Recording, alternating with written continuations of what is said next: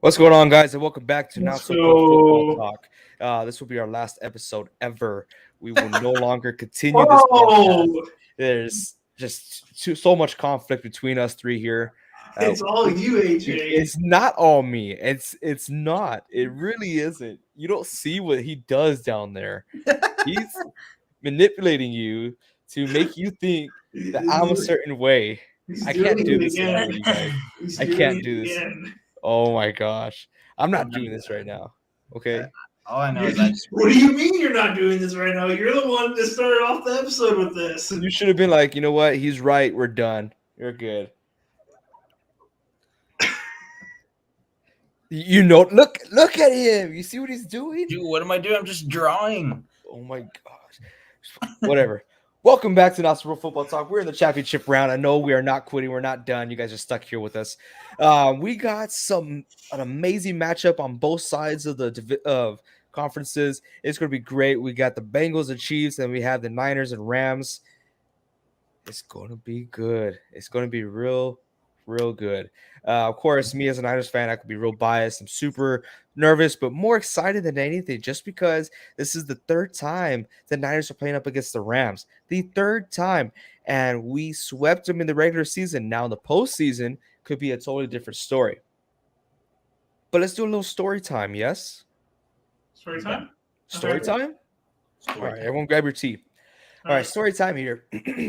This is a very unique situation where a team has to play another team 3 times in one season, and this has only happened twice in the history of the NFL. Where, hear me out. Let me finish the story. This happened twice in the history of the NFL, where a team is playing another team for the third time, and they beat them the first 2 times they met up.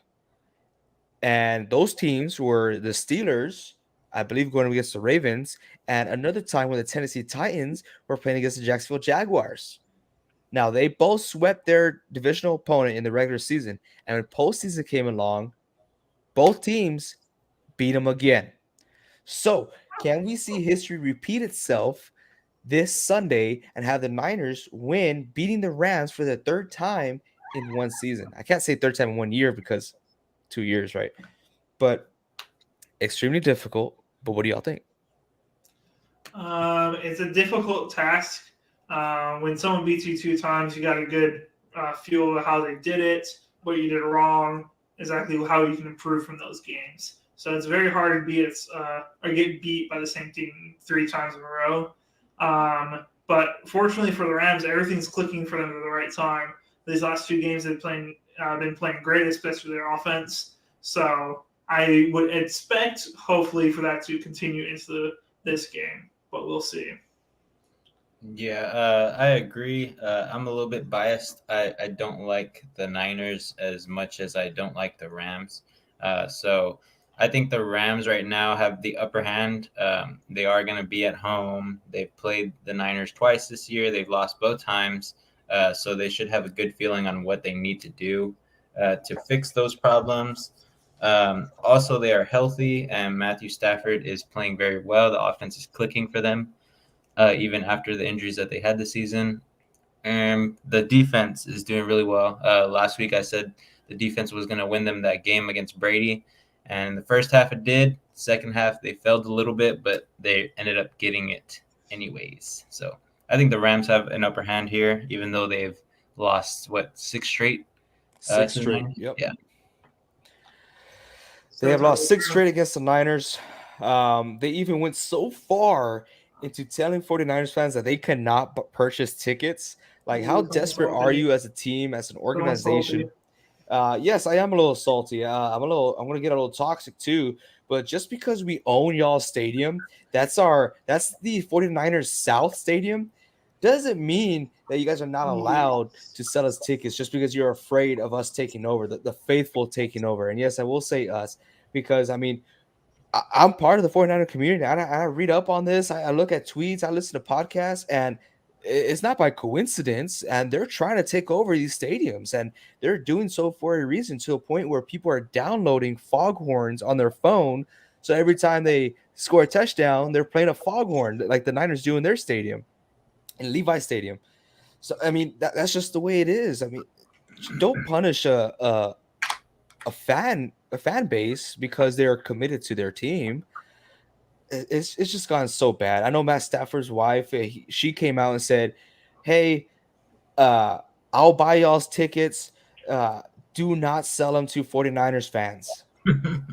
Like, come on, dude.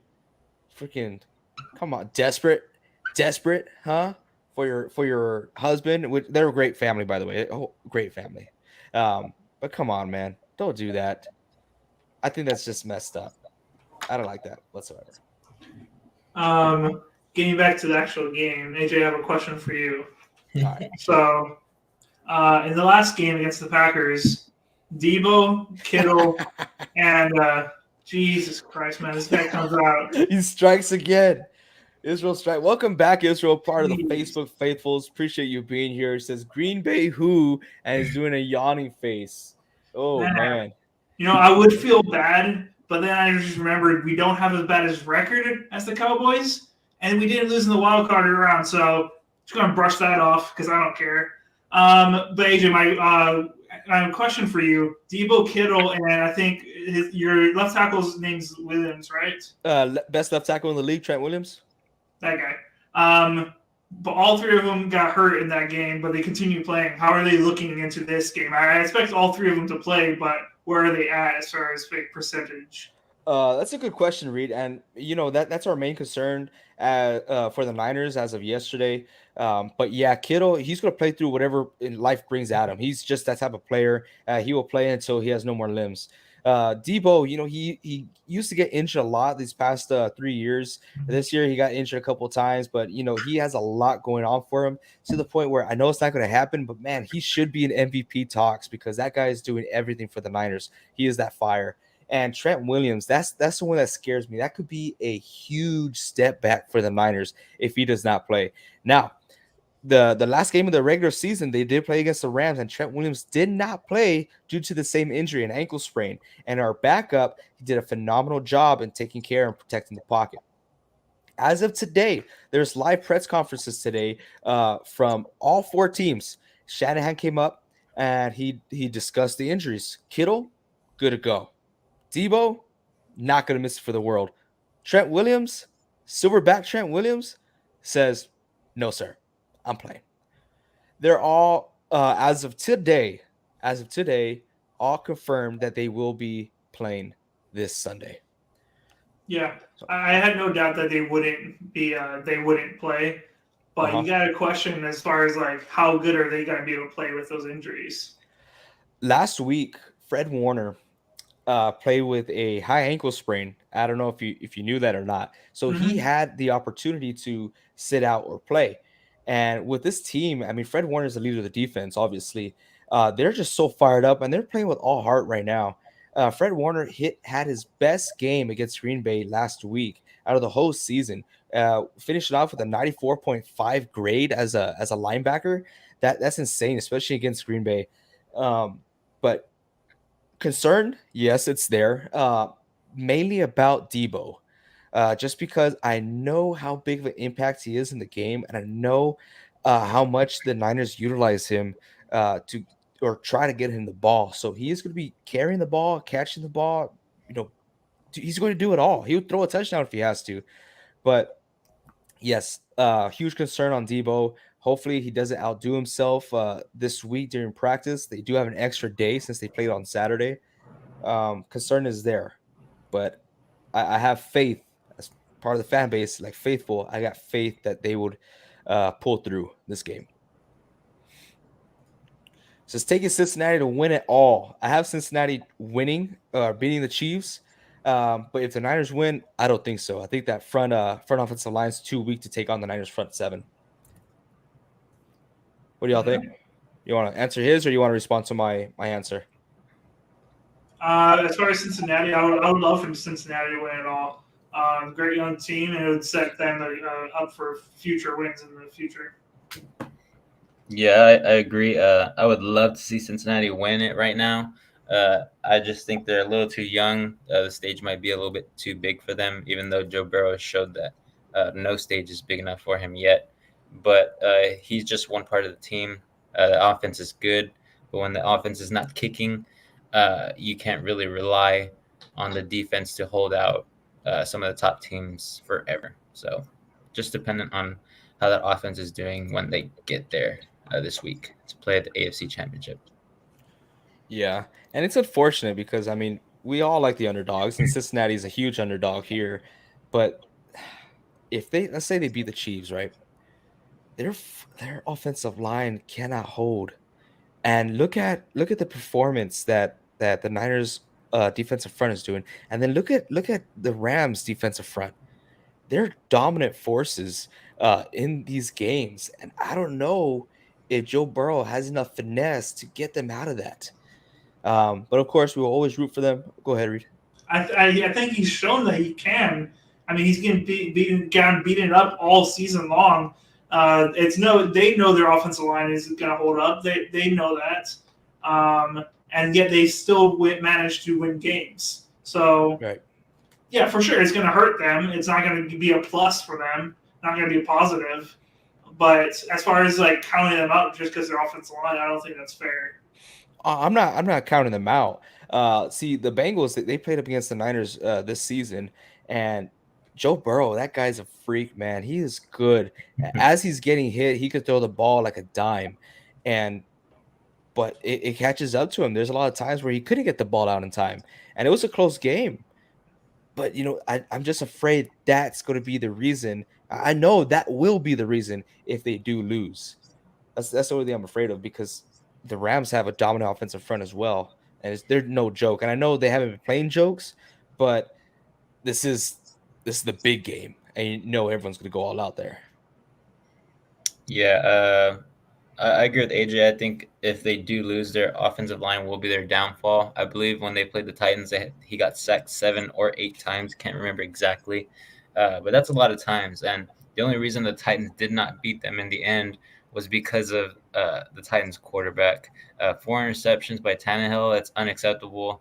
To only win by I think it was like 6 or 7 points. Uh, that's it's good, but it's not going to be good enough against the Kansas City Chiefs. That offense will always find a way to score somehow, no matter who's on the field or who's off of it. So I think the only thing that's going to help them is that Kansas City has a weaker defense than most of the teams in the playoffs this year. And if they do make it to the Super Bowl, I'm talking about the Bengals, they're going to play against 2 top-tier defenses right now. I think it'll be too much. And both of those offenses are doing pretty well in their own departments. So see what happens. Mm-hmm. Yeah, I mean, it's going to be another fun weekend, you guys, or another fun Sunday. This is going to be awesome, man. I mean, I know last week was awesome, and everyone liked the games, especially the Bills and Kansas City game. Excuse me. Expect another game just like that. It's going to be a shootout, but I think the team with the most heart is going to pull through. I'm not saying the Bills didn't have heart last week. I think they had the most heart, but the story with the Bengals, man, and the way Joe Burrow is taking that team and redefining it on his own. I'm not going to say on his own, but the way he talks in the media, he says we're a different team now. Uh, this is a different Cincinnati Bengals. I'm here. It just has a lot to show for. It's something special going on there. Yeah. Yeah. I think we're all in agreement who we want to win these matchups right now. The Bengals are one of our favorite teams this year. We kind of talked good, and some of us had talked bad. Not bad, but we said that maybe they still needed one more year to get to the playoffs and make a run. But they're proving us wrong, and they're proving us right because I knew Jamar Chase was going to be good, even though all that stuff about him not catching anything in preseason. That guy was just too good. He just needed a little bit of time to adjust. But Joe Burrow is the X factor. He's the X factor of the NFL this year. I don't think anybody plays on his level when he's under pressure and with the little amount of experience he has. So I think he's going to take this league by storm for the next 5 to 8 years. And if he doesn't win a championship this year, I believe in the next 3 years that they will once they address that line and he gets a little bit more help. Yeah, big time, big time. Do y'all see what Brittany Matthews was tweeting? No, I don't think so. No, just what you sent us. Okay, so as some of y'all know, as most of y'all should know, pretty sure y'all seen the memes. Brittany Matthews, as soon as Reed, that looks very bad. I know.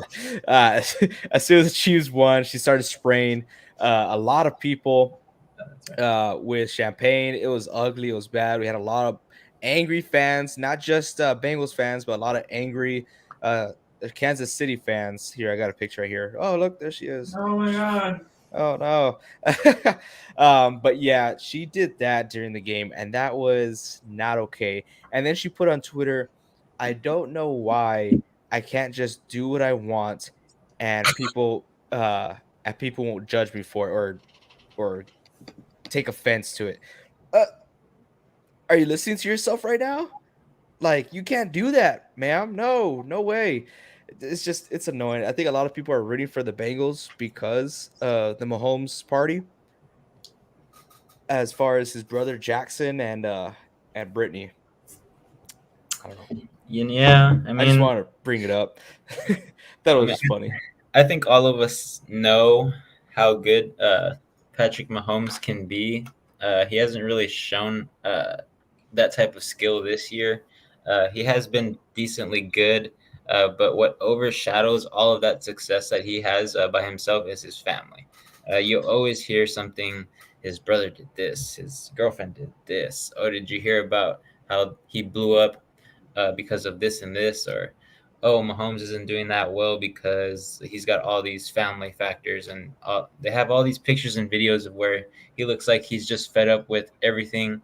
Nothing was going his way, so he kind of like just was angry. Like he wasn't the same person. So I think all those little aspects have really brought down the Mahomes era, Mahomes mania, if you want to call it, just like how it'd be Tebow mania and stuff like that. Uh, but yeah, he's a great player. Don't get me wrong; he can still do great things. He's got the offensive power to do it too. But yeah, him and his family have dug their own hole. You can't be that. How can I say it? Not as aware of what you're doing and what you should and should not do, and think you can get away with it just because one of your family members is on the biggest stages of a sport. Exactly. And so then the outside noise doesn't matter. And whatever they do, good or bad, negative or positive, they're going to get paid for it. Just by like they're not athletes. I mean, I know Brittany Matthews is an athlete, but I'm just saying like they're not participating in this professional sport. Whatever they do, whatever type of social media they could get, that's money going into their pockets, man. So if you're one of them, don't be supporting them. I send these guys videos all the time. I don't know how people. Don't get me started. We're coming off the topic of football here. Don't get me started with that. We could do that some other time. But yeah, what do the Cincinnati Bengals have to do to win that game against Patrick Mahomes, who was red hot during that Buffalo Bills game? One, they have to get Jesse Bates in that backfield, those corners and safeties, to play the best freaking game they've ever played. They have to stop Kelsey. They have to stop Tyreek Hill and keep up with him. They have to stop their supporting crew in Pringle and I forget the other guy's name. I think his name is Robinson, the running back. But they have to stop a lot of talent out there. Mahomes really hasn't been a runner this year, so I don't see him scrambling out of the pocket too much. He really has been relying on those receivers to not give him 13 seconds on the clock, is what Israel said right now on a comment. Yeah, they just have to play way, way better defense than what the Bills were playing. Because I do think that Joe Burrow has this same capability of putting up a game just like Josh Allen did against the Chiefs. Like I said, the Chiefs are probably the defense that is one of the worst, not so much worse, but not as good in the playoffs this year. And yeah, I think that's what it's going to come down to. It's going to come down to Bengals defense playing the best game they've ever played to get to the Super Bowl, and then Joe Burrow just doing his thing out there. I'll go next. As far as the Bengals defense, can you get rid of the comment? I want us to go bigger. Thank you. All right. As far as the Bengals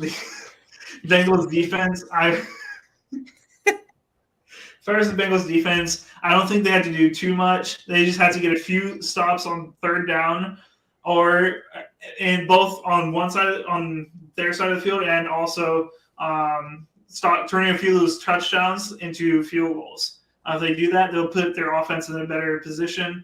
As far as Joe Burrow on the offensive side, your offensive line is going to crack sometimes. He's got to learn to throw the ball away when there's nothing there and his defensive linemen are closing on him. He's got to throw that ball away. I saw against the Titans, he was holding on to that ball when he should have thrown it away. So that's one thing. And then whenever that offensive line does hold, you got to make every play count. Every single play. You can't miss a throw. Everybody's got to catch their balls, and you got to play perfect on that side. Yeah, that's how the Bengals win this. I agree with you there. Just no mistakes, man, because there's no room for error against the Kansas City Chiefs. Definitely a strong team, but I do think Burrow could play that off. Now let's flip it over to the other side. What can the 49ers do to win that game, to beat the Rams for the third time this season? I was watching a little bit here on NFL Network, and they asked the same question in a different format. It says, how many interceptions can Garoppolo afford to give the Rams? How many yards does Debo need? And how many targets does Kittle need? There wasn't even a zero option for the interception for Jimmy G. Really? There wasn't even a zero option. I mean, Yeah, I guess they just don't trust him enough, AJ. Has the past two games this season, did he throw a pick versus the Rams in any of those games? Don't ask me that. Yes, he did. He did. I mean, AJ, there's a lot. He was making a lot of dangerous throws against Green Bay. If we had played those better, those would have been picks. Yeah, in the second half, they all should have been picks. Yeah. The last time they met up against the Rams, he had two picks. One was stupid. The other one was even stupider. It says, do not make the same mistake the Buffalo Bills did by giving them 13 seconds on the clock. You see, that's where I agree but disagree there. Yes, Mahomes, he's a special specimen. But the way the Bills decided to play defense, we talked a little bit about this the past podcast, was not right. They played a prevent picket fence defense, so they were backed up and they were guarding the sidelines for them to not get out of bounds. But the Kansas City Chiefs had 3 timeouts, so that made no sense, allowing them to get yardage in the middle. I mean, it was so easy for Travis Kelce to catch the ball and gain 30 yards just running up the middle because no one was there. 13 seconds is a lot of time. They ran too many plays than what they should have, or they got too many yards what they should have. It was bad defensive calling at the end. That's why I think I knew this was going to happen. You know, Mahomes, he's great. You know, all he needs is 13 seconds. It was just a bad play calling by defense. But yeah, what's up? For the Niners, how do you win the game? You do it the same way how you guys beat Green Bay. The Niners front has to disrupt Matthew Stafford. They got to get pressures. They got to hit him, get him frustrated. Don't give him any time. If you give him time, he's going to find somebody open. Cooper Kupp is going to make his plays. I don't think Matthew Stafford's going to make the same mistake as Aaron Rodgers did as far as making him one dimensional. So we'll see how that goes. But I don't know. This is going to be a hard game for the Niners to win, in my opinion.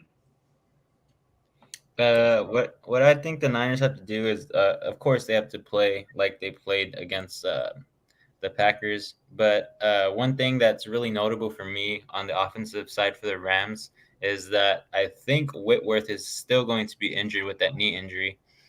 He is one of the best offensive linemen for his age, way up there, almost at 40, I believe. No, I think he is 40. I think so. But yeah, he's been playing phenomenal for them. But ever since he's been hurt, I think that a lot of defenses have not made it a point to get pressure on Stafford. If you really look at a lot of his passes, the ones that really make differences are the ones where he throws to Cup and OBJ longer than 15 yards. And for that to happen, I mean, the quarterback needs about like 2.5 to 3.5 seconds for them to get that route and to get open.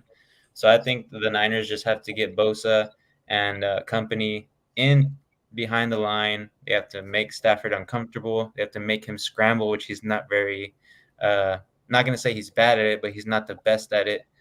But I think that's a key factor. You disrupt that offense. I think that the Niners can use Debo, use the run game, and get Garoppolo more chances to score. Nice. Yeah. I think it's not going to be on Jimmy G. Jimmy G is going to be Jimmy G and do Jimmy G things. He is 20 for 12 as far as touchdown to interception ratio. I see you guys smirking in there. Yeah, whatever. Threw 0 touchdowns this last game. It's going to be, like you guys said, Matthew Stafford. Can we get in his head? We've seen games where Matthew Stafford is not disrupted. He's totally fine, untouchable. He has time in the pocket. That is when he is unstoppable. Once he starts getting pressure in his face and being forced to get out of the pocket, that's when mistakes starts happening. That's when misthrows come in. That's when he fails at being an elite quarterback, which I think he is. But it's going to be up to our defensive line. And we just got to get in his face, man. We got to get in his face, and we got to stop the run game. Just like with I was listening to Pat McAfee's show, and they talked to Aaron Rodgers, say, hey, what happened in the Niners game? They said, hey, they brought a lot of pressure, and they stopped our run game. That's how you beat a good quarterback. And we did, I mean, Matt Stafford is nowhere close to an Aaron Rodgers. So if we're able to disrupt that run game and get in his face and make him feel pressure, I think we control it. We control the tempo. The last time we played, I think we had 29 minutes of possession with the football. It's insane. We got to control the game. Do not give it in their hands. Just play complimentary football and don't screw up. Not as much, but yeah. But I want a wild prediction from y'all. How many interceptions will Jimmy G have? You want to go first, Reed? We all know it's going to be at least one. He ain't playing perfect. I'm going to go 2. I don't see him throwing more than 2. If he throws more than 2, then this is going to be a bad game. Okay. All right. Vince? Going back to what you said that you saw on, I don't know if it was NFL Network or somewhere else, but I think Garoppolo cannot throw more than 2 interceptions. 2 is his cap for the amount of mistakes that they need. Debo is going to have 150 plus all-purpose yards, whether it's receiving, rushing, throwing. He's going to have that. Kittle is going to have at least 7 or 8 targets, probably before more than 50 yards after the catch, because they are going to be in some holes, I think. Just because I think Aaron Donald and that defense are a little too good. They might put y'all in some tough situations. So Kittle will have to be that guy that takes on the whole team on his back and is running for 5 more yards every carry and catch. And for your running game, I think y'all are going to have 100 plus yards. So those are my bold predictions. If y'all can do all that, I don't see how it's possible that you guys lose, especially with Fred Warner on the defense, controlling everything, and that defensive line disrupting. Yeah. Israel says the Rams have an amazing offensive line. To stop the receiving is going to be a battle because both teams have good receivers. Rams definitely have great receivers. OBJ is catching fire right now. And the weakest point in the 49ers are their corners. So we bring our safeties down. But the past two times that we faced the Rams, both times we were able to apply pressure to Matt Stafford. Stafford actually threw for an interception and I believe fumbled the ball the last time we played him in week 18. So it's doable. And we even got to Cooper Cup. We protected him and OBJ. It's doable. I mean, look what we did to Devontae Adams. I mean, he destroyed us the first drive, but we did a manageable job after that. So, but yeah, what you got there, Vince? Got my trusty old board, my friend. Okay, are we predicting the Super Bowl teams who are playing the Super Bowl? I mean, we've already done it on our little brackets, but not everybody was 99% or 100%. So That was there's no. very accurate. I was off by an overtime win. By an overtime win, I was off. That was that Yeah, hurts.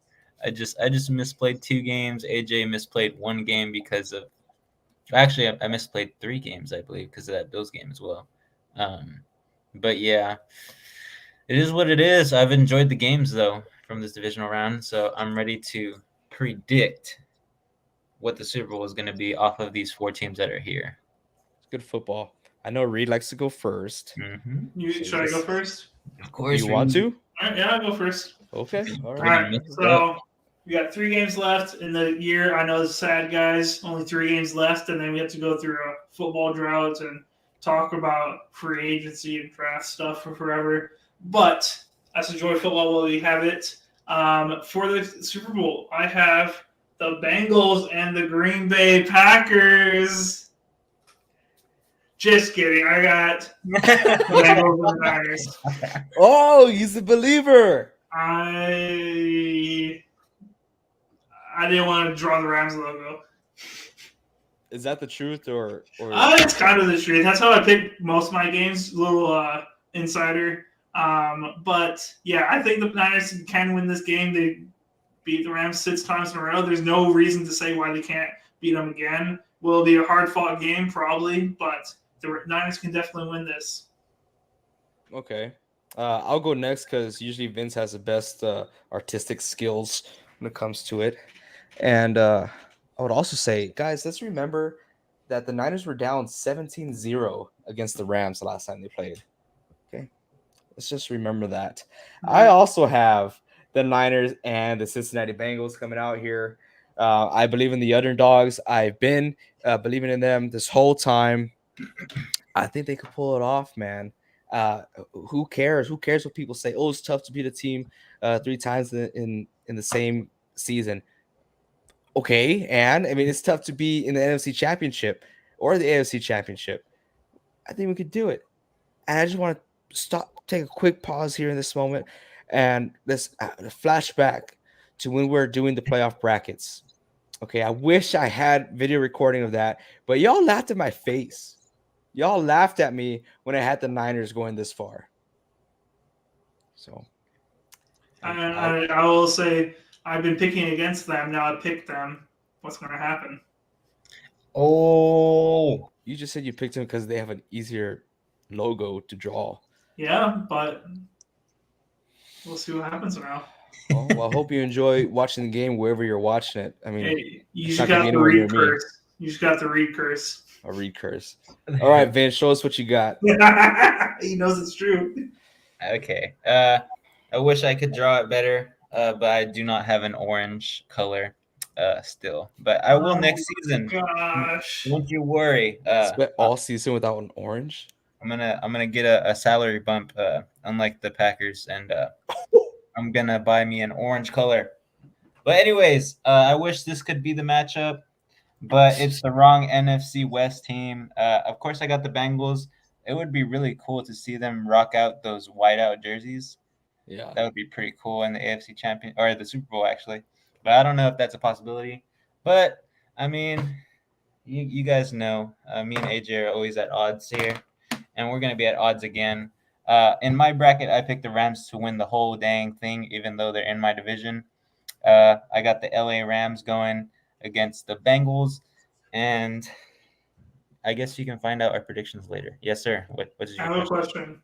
Yes.